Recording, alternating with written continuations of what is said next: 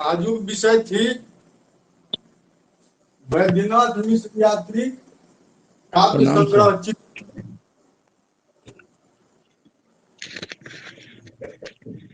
ये 10टा पोथी, उनमें से एकटा पद्य सेक्शन के पोथी थी चित्रा। एहि पर प्रत्येक बेर चित्रा से प्रश्न पूछल जेबाक संभावना रही छै। चित्रा से जे प्रश्न पूछल जाइ छै ताहि में विविधीकरण रही छै, विविधता रही छै, कोनो एके प्रकारक प्रश्न नहीं पूछल जाइ छै। ताहि दुआरे चित्रा के बढ़िया से बुझब, एक एक पॉइंट के अपना दिमाग में जाबत तक बैसेबे नहीं ताबत तक एकर तैयारी बढ़िया से नहीं भ सकैत अछि। ताहि दुआरे अजुका क्लास में जे छै चित्रा के विषय वस्तु, वैद्यनाथ मिश्र यात्री के लेखन शैली, काव्य शिल्प आ हिनकर जे कवित्व शक्ति छनि से आ हिनकर काव्यक विशेषता ताहि पर विस्तार से बताया। आवाज आबि रहल है ठीक से ना?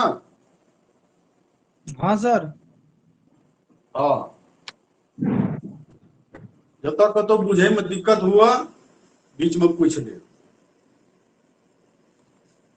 वैद्यनाथ मिश्र यात्री का आगमन मैथिली साहित्य में ओहि काल में भेल जखन कि ओहि से पहिने जे छै मैथिली काव्य धारा अहाँ सबके पढ़ेने छी जे विद्यापति के शैली पर हुनकर परिवर्तित कविगण जे छलाह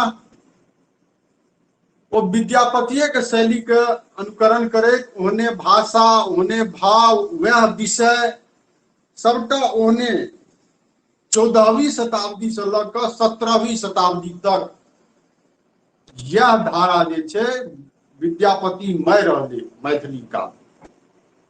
आ ओहि में पौराणिक पात्र राधा कृष्ण, ओकर बाद फिर नवयुगक शंखनाद करैत कविश्वर चंदा झा एला और मैथिली काव्य में मोड़ अनलनि। ओकर बाद फिर अबै छथि भुवनेश्वर सिंह भुवन आदि कवि लोकनि, फिर पंडित सीताराम झा सेहो नवीनता अनलनि मैथिली काव्य में। वो जन सामान्य में प्रचलित शब्दावली के जे छै से प्रयोग केलनि अपन काव्य में। ओकर बाद जे छै मैथिली काव्य जगत में वैद्यनाथ मिश्र यात्री का आगमन होइ छै। वैद्यनाथ मिश्र यात्री अपन आगमनक संगे जे छै मैथिली काव्य का आधुनिक युग में पहुंचा देलनि। ई अपन एकटा नवीन शैली जकरा कोनो शैली के संज्ञा नहीं देल जा सकै छै, ओकरा स्वतः स्फूर्त शैली कहि सकै छी।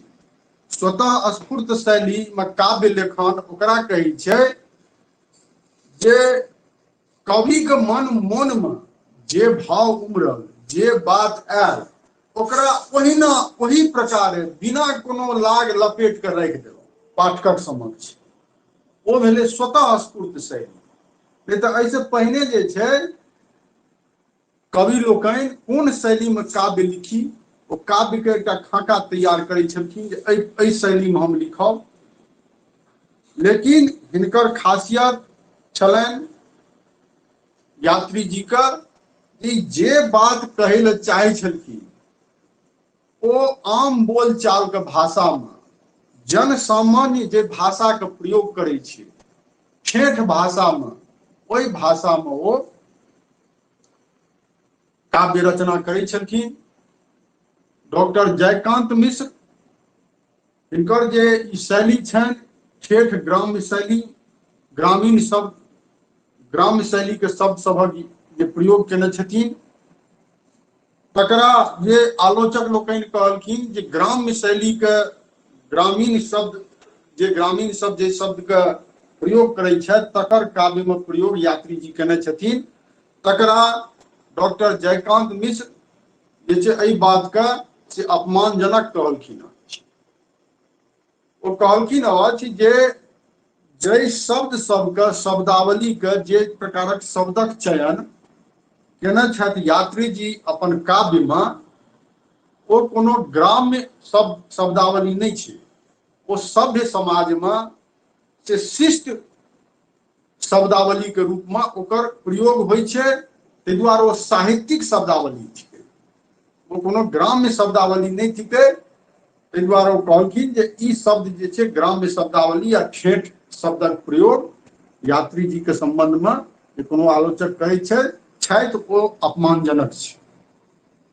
अब बात ई सत्य थिकै जे जाहि शब्दावली के, चूंकि यात्री जी जे छलखिन ओ संस्कृत के विद्वान छलखिन। ओहि समय में जे छै मिथिला समाज में कोनो ब्राह्मण परिवार के बच्चा जे छै ओकरा संस्कृत शिक्षा के लेल भेजल जाइ छलै। लघु सिद्धांत कौमुदी जे व्याकरण के छलै पोथी ओ ओकरा पढ़ायल जाइ छलै। इहो जे छै संस्कृत शिक्षा पहिले लेने छलाह। ताहि दुआरे हिनकर प्रारंभिक काव्य सब जे छनि 1931 ईस्वी में जे माँ मिथिले कविता लिखलखिन, जे कि अहाँके चित्रा में अछि, ओ कविता जहन अहाँ पढ़बै हम देखबै ओहिमे संस्कृत शब्दावली सबके प्रयोग भेल छै।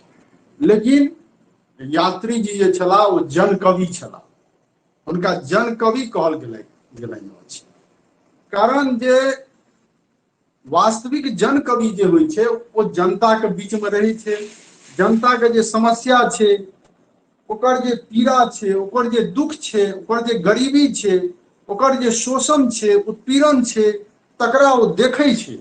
आ केवल देखते टा नहीं छै, ओ गरीबी के, ओहि लाचारी के, ओहि अभाव के ओ झेलै छै, ओकरा ओ भोगै छै। आ तखन जहन ओ महसूस करै छै ओ चीज के तो ओकरा ओ अपन रचना में व्यक्त करै छै। तो एहने प्रकार के साहित्यकार छलाह वैद्यनाथ मिश्र यात्री। वो गरीबी आ अभाव के झेलने छलाह।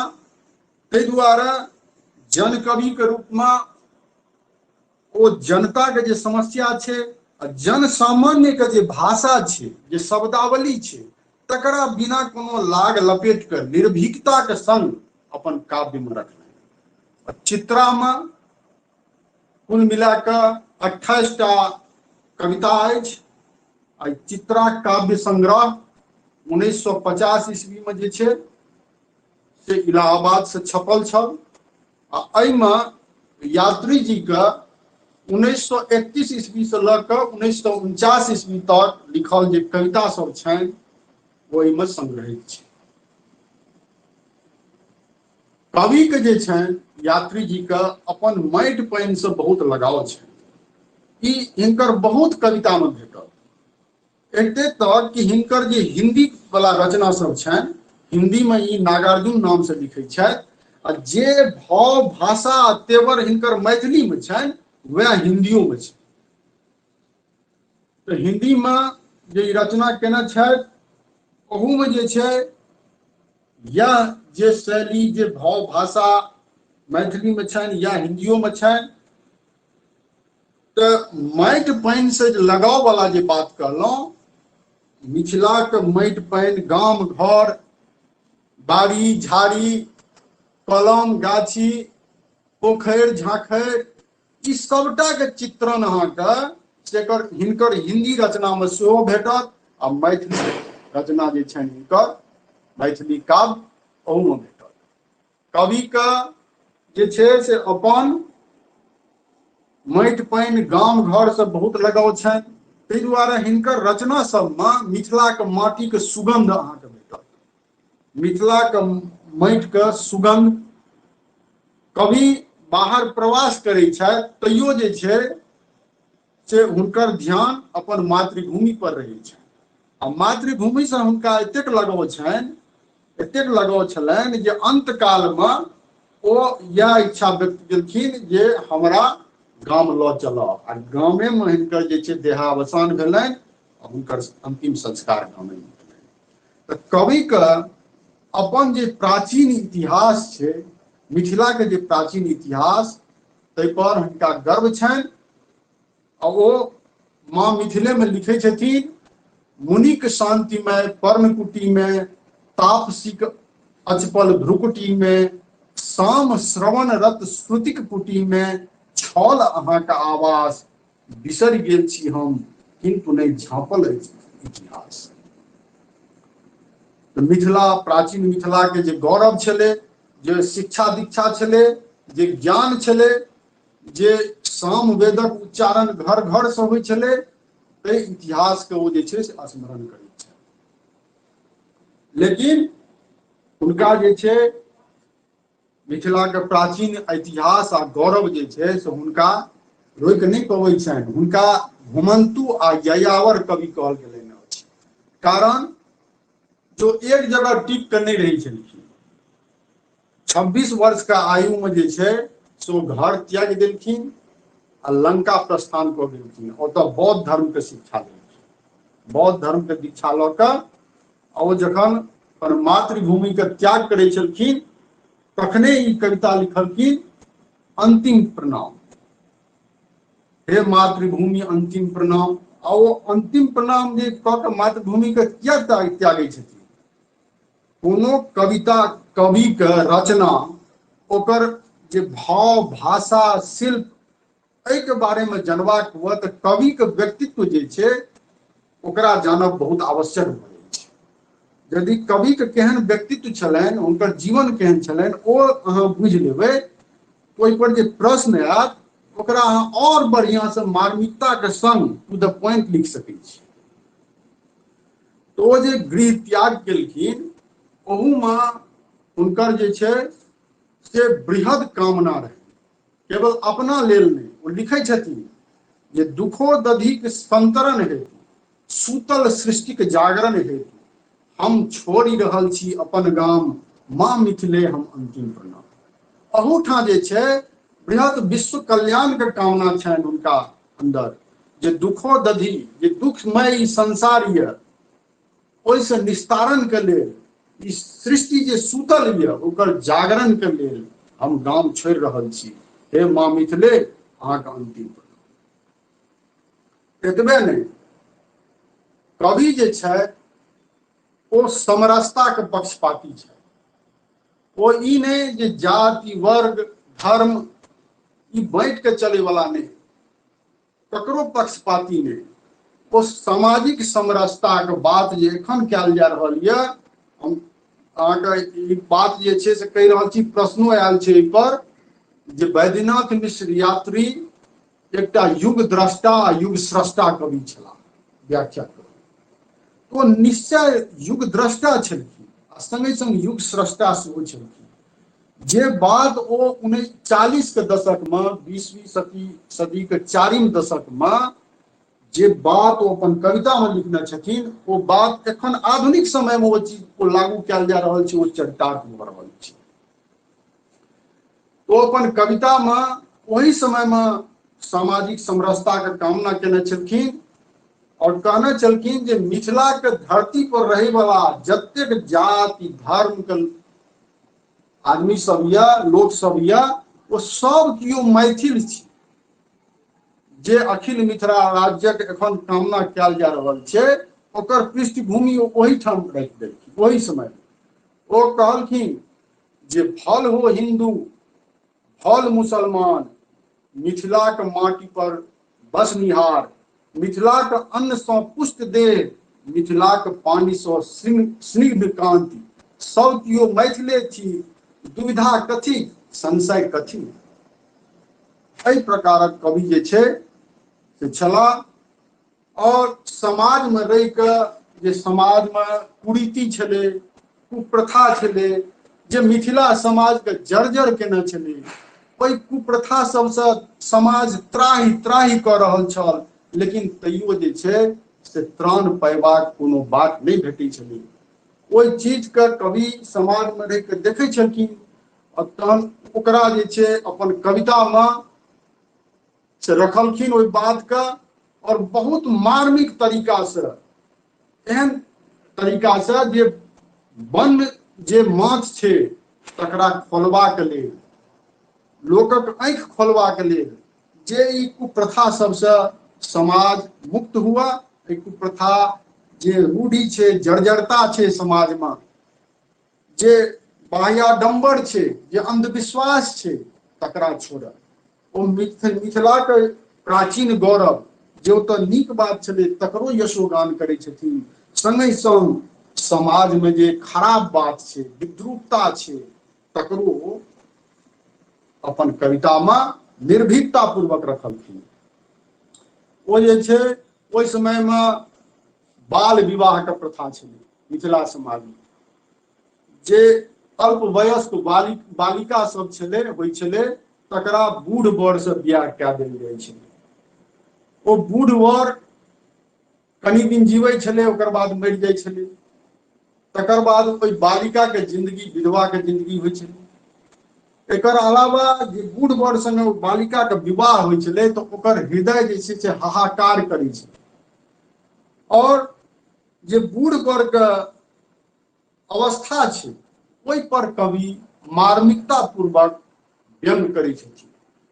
कविके एकटा विशेषता छनि जे ओ व्यंग वक्रोक्तिक माध्यमसँ से एहन व्यंग करै छथिन कोनो चीज पर जे लगै छै साक्षात ओ जे छै से ओ प्रहार कऽ रहल छथिन ओहि पर, आ ओ जेकरा पर व्यंग करै छथिन ओ चित्र एकदम सोझाम आबि जाइ छै।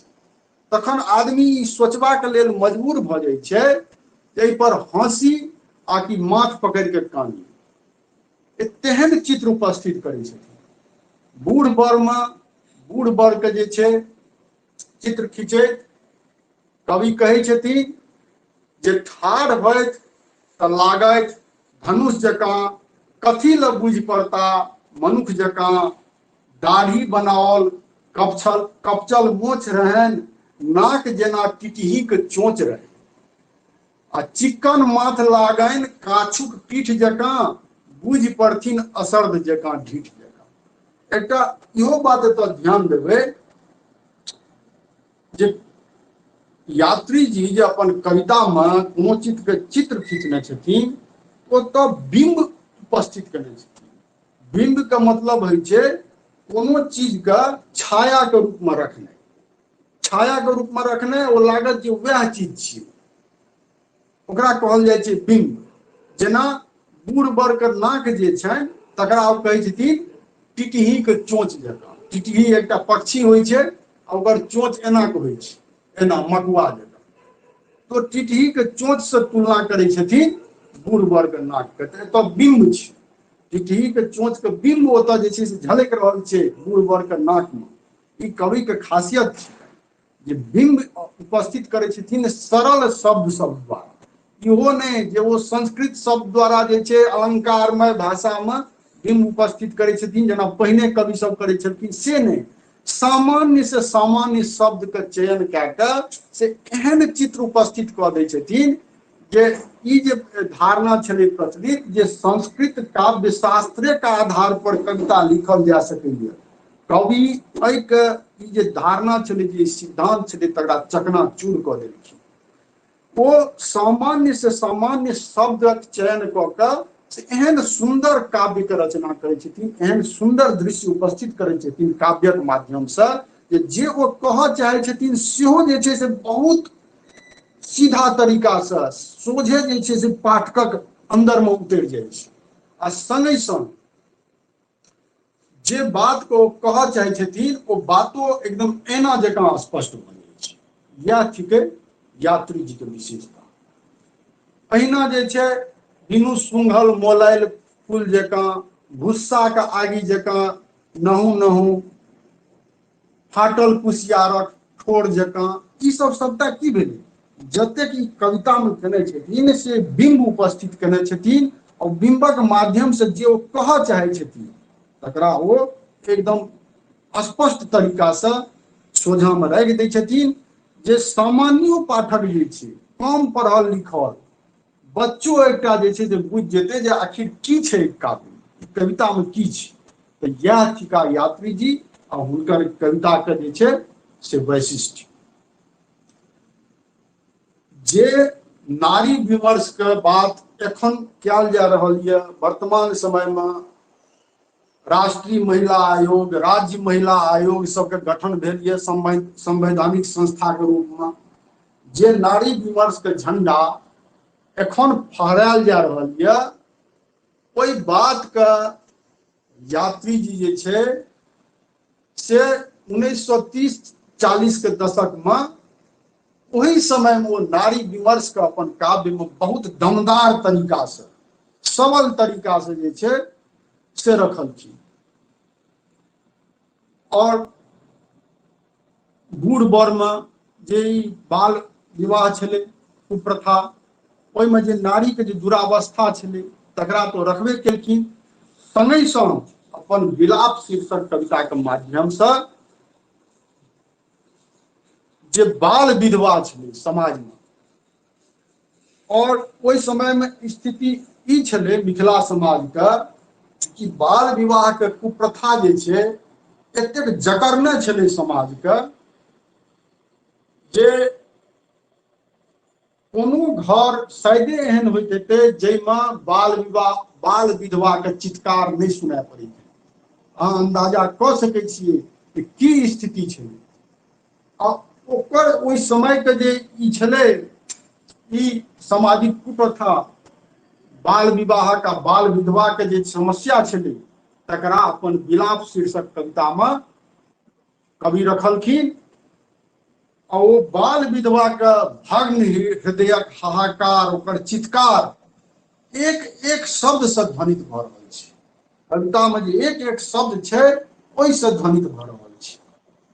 लागे अछि चारू दिस अन्हार जकाँ, नहीं बुझि पड़े अछि कियो चिन्हार जकाँ। देखियो कविता में एकोटा शब्द एहन छै जे बुझै में, ओकर अर्थ लगबै में कतौ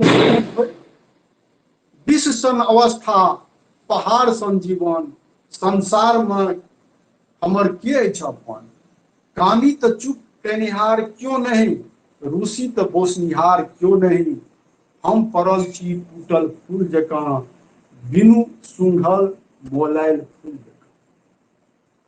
अब नारी जे छै मूक भऽ कऽ समाजक जे कुप्रथा छलै तकर वहन करैत छली। ओ नारी एखुनका समय में जे क्रांतिक स्वर ओई कविता में छै अंत में, जे अग्राही लगो पर वज्र खसो एहन जाति पर, धसना खसो भूकंप हो फटो धरती, माँ मिथिले रहिए के की कर। वो जे क्रांतिक स्वर छै नारी के से एखुनका समय में, आधुनिक समय में कतेक मुखरित भऽ रहल छै। जे डेग उठेबाक प्रेरणा, जे स्वर मूक नारी के यात्री जी ओहि समय में अपन कविता के माध्यम से देलखिन, वो नारी एखन कतेक आगू बढ़ि गेलै संपूर्णता दिस। आ ओ अन्याय और प्रतिकार के विद्रोह करबाक लेल आब जे छै उद्यत भऽ गेलै। एखुनका आधुनिक समय में अहाँ कोनो नारी पर अत्याचार करबै ओ चुप नहीं बैसत। तो जे शंखनाद यात्री जी कोनो कुप्रथा के विरुद्ध केलखिन, ओकर प्रासंगिकता जे छै से एखनो छै। एकर अलावा कोनो दिक्कत भऽ रहल यऽ बुझै में?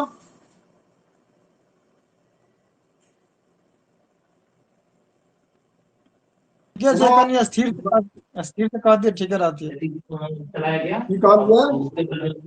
फास्ट करके नाराज कनी आराम से और लिखा तो देबे करब, लिखा देब, लिखै ले नहीं खाली लिखा देब सबटा बात, पहिने बात बुझियो।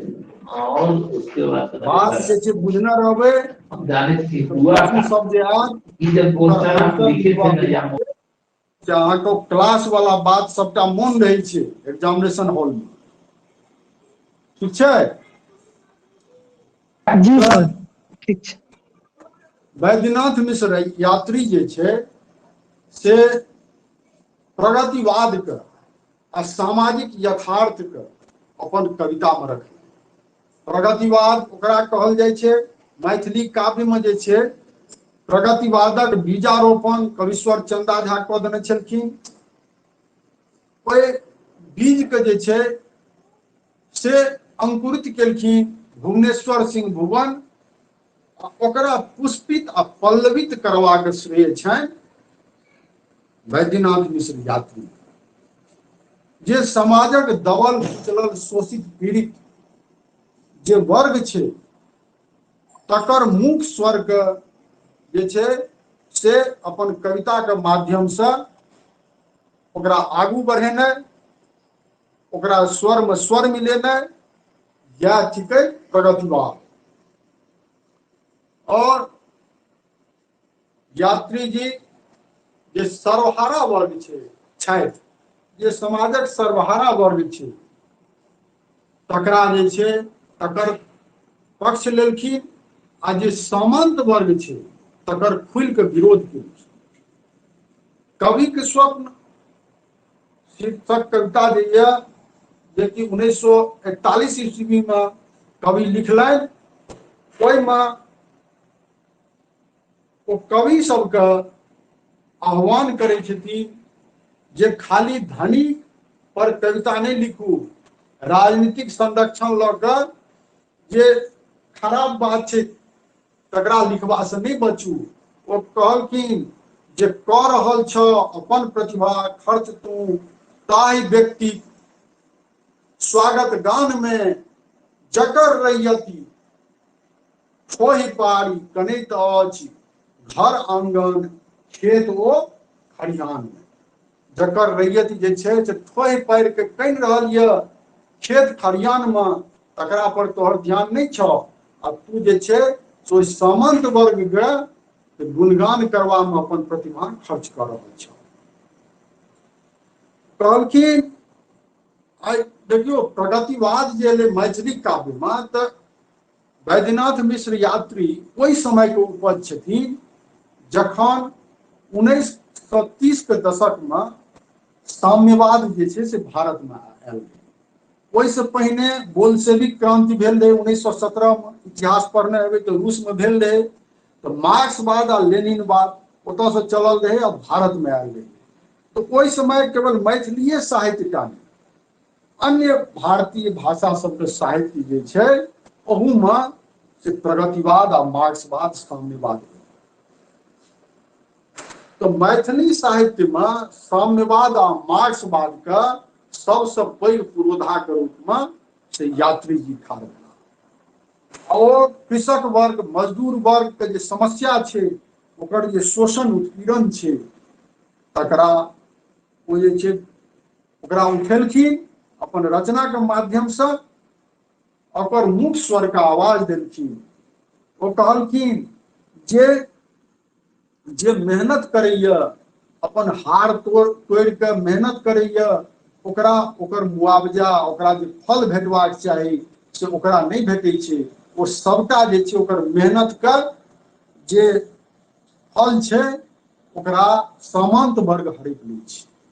ओ कहलखिन जे जिंदगी भरि जे अमृत मंथन करे, जिंदगी भरि जे सुधा संचित करे, ओ पियासे मरि रहल अछि, जग ओकरा अमृत पीबा से वंचित करे।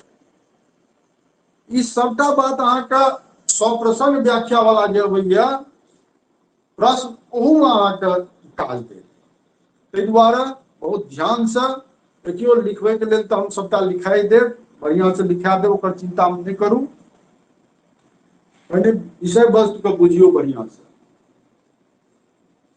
एकर अलावा एखन जे सर्व शिक्षा अभियान के बात कयल जा रहल यऽ, जे गरीबों के बेटा पढ़बाक चाही, गरीबों के बेटा के पढ़ेबाक चाही समाज सरकार के, तें सर्व शिक्षा अभियान।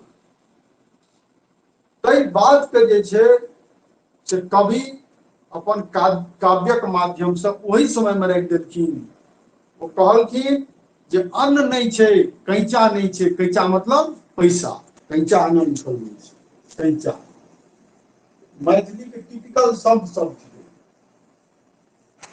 कैंचा अन्न नहीं छै, कैंचा नहीं छै, कौड़ी नहीं छै, पैसा कौड़ी नहीं कहै छियै, तऽ कौड़ी पैसा कौड़ी तऽ एखनो कहल जाइ छै। अन्न नहीं छै, कैचा नहीं छै, कौड़ी नहीं छै, गरीबक बेटा कोना पढ़तै रे, उठा कवि तो दहक ललकारा कने, गिरी शिखर पर पथिक दल चढ़तै करे। एतबी नहीं, ओ जे छै अपन काव्यमे जे सामाजिक न्याय के बात एखन कयल जा रहल यऽ, जे सरकार सब, राज्य सरकार हुआ या केंद्र सरकार हुआ, वो सामाजिक न्याय के बात करै छै। नहीं, समाज के सब वर्ग के समान रूप से सामाजिक न्याय, वो न्याय भेटबाक चाही, और समाज के सब वर्ग तक से फायदा पहुंचबाक चाही। ई नहीं जे एकटा वर्ग उपेक्षित रहि गेल, ओ हाशिया पर रहि गेल, एकटा वर्ग जे छै से आगू बढ़ि गेल। तो जे सामाजिक न्याय के बात एखन कयल जा रहल यऽ, ओ वैद्यनाथ मिश्र यात्री अपन काव्य में पहिने राखि देलखिन, जे सब करत मौज, सब करत राज, पड़ता गुमता करता पास, जुगल कामत छीतन खवास। ई बात जे छै सामाजिक न्याय के लेल जे अवधारणा छै, जे काजू से भरपेट खायत, ककरो ने बरकार धोइ। संगे संग सामंतवादी वर्ग के चेतबैत ओ जे छै क्रांतिक आह्वान केलखिन, जे सामंतवादी वर्ग जे यऽ, जे शोषण आ उत्पीड़न करैया गरीब वर्ग के, ओकरा विरुद्ध आब अहाँ सब जे छै से खड़ा हो, ठाढ़ हो, आब अत्याचार सहबाक जरूरत नहीं छै। तैं ओ कहलखिन जे सोनित बोकरे जो जुआल जोंक, तऽ सफल तोहर बरछीक लोक। अब देखियो कत्तऽ जा रहल छै कवि। एकटा प्रगतिवाद होइ छै, जे सामान्य रूप से अपन कविता कतेक प्रखर छै, कवि के जे छै संवेदना सर्वहारा वर्ग के प्रति एक एक शब्द से झलकै छै। आ ई खाली जे छै से हुनकर मैथिलीये कविता में कहब से नहीं, हिंदियो कविता में अहिना ओ प्रगतिवाद के शंखनाद केलखिन अछि। कारण ओहि के पाछू कारण ई छलै, जो बचपन से गरीबी के देखने छलखिन, गरीबी के झेलने छलखिन, ताहि दुआरे जे छै से ओ गरीब और उपेक्षित वर्ग जे छै ओकर दर्द के महसूस करै छलखिन। कोनो कवि एहि प्रकार से तखने रचना कऽ सकैया, जखन ओ ओहि बात का, जे बात ओ अपना रचना में राखि रहल छै, ओहि बात को भोगना हुआ, ओकरा झेलना। एकटा बात और ध्यान में रखे के छै, जे समाज के जे जर्जरता छै, निश्चेष्टता छै, समाज के जे विद्रूपता छै, तकरा वैद्यनाथ मिश्र यात्री अपन काव्य में रखलखिन। एहने जे छै से राजकमल अपन कविता में समाजक जे खराब बात छै, जे निर्जरता छै, निश्चेष्टता छै, जे अंधकार छै, तकरा अपन काव्य में रखलखिन। लेकिन दुनू कवि में एकटा अंतर छै। अंतर की छै? तऽ राजकमल खाली खराबक जे समाजक जे निगेटिव बात छै, ओकरा ओ अपन काव्य में रखलखिन। ताहि दुआरे बहुत आलोचक से आचार्य रमानाथ झा जे प्रमुख आलोचक छथि, वो कहै छथिन जे ओ केवल व्यवस्था के विरुद्ध विद्रोह करै छथि, समाजक मंगल कामना उनका कविता में कतौ नहीं अछि। लेकिन यात्री जी के कविता में समाजक मंगल कामना सेहो छै, स्वस्थ बात जे छै समाज में सेहो छै, मिथिला के गौरव गान सेहो छै। जे कोनो गरीब, शोषित, दलित, जे दलित विमर्श के बात कयल जा रहल यऽ, ओहि दलित विमर्श के एखन जे बात कयल जा रहल छै, स्त्री विमर्श और दलित विमर्श के बुनियाद जे छै से ओ पहिने राखि देलखिन। और जे दलित वर्ग छै तकरा से हुनका संवेदना छनि, तकर जे दुख दर्द छै तकरा ओ महसूस करै छथिन। यह कारण छै जे गोठ बिछनी सन उपेक्षित कैरेक्टर के वो अपन कविता में रखे छथिन। गोठ बिछनी एकटा एहन कैरेक्टर छै, जखन गोइठा बिछे ले निकले छै तऽ केओ ओकरा दिस तकैयो ले नहि चाहै छै, तकनाइयो जरूरी नहि बुझै छै। लेकिन जखन गोठ बिछनी सन पात्र के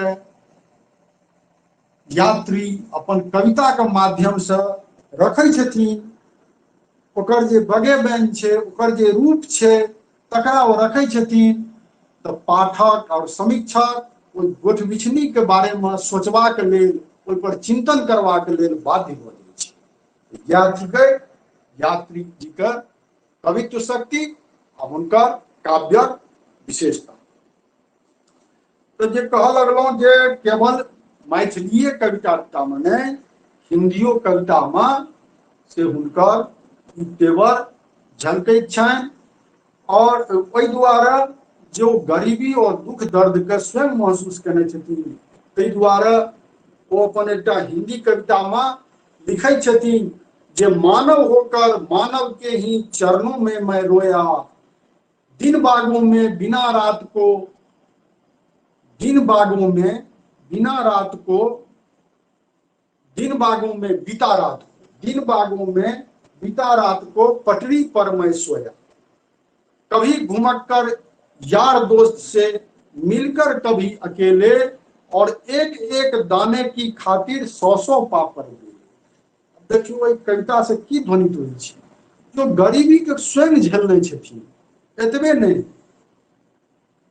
अकाल के ओ जे छै, अकाल जे पड़ै छलै पहिने तो बहुत लंबा लंबा समय तक अकाल पड़ै छलै, तो अकाल में की स्थिति रहै छलै परिवार के, समाज के, तकरा वो अपन हिंदी कविता में झलकेने छथिन कि कई दिनों तक चूल्हा रोया चक्की रही उदास, कई दिनों तक कानी कुतिया सोई उसके पास, कई दिनों तक लगी भीत पर छिटकिलियों की गश्त, और कई दिनों तक चूहों की भी हालत रही सी कष्ट। आप देखिए कतेक मतलब जे छै मार्मिक चित्र और सजीव चित्र अकाल के खिंचल गेल छै। चूहा तक के एकोटा दाना नहीं भेटै छै तऽ मनुख के कतऽ से भेटतै? तो गरीबी और जे बेकारी बेरोजगारी जे छै तकरा कवि स्वयं महसूस केने छथिन। तैं ओ अपन एकटा मैथिली कविता में एना लिखै छथिन जे बाँसक ओधि उपारी करै छी जारनी, हमर दिन की नहीं घूरत जगतारनी। बाँसक ओधि उपारी करै छी जारनी, कि हमर दिन नहीं घूरत जगतारनी। जगतारनी कहै छै जगदम्बा के, जे हे जगदम्बा हम बाँस का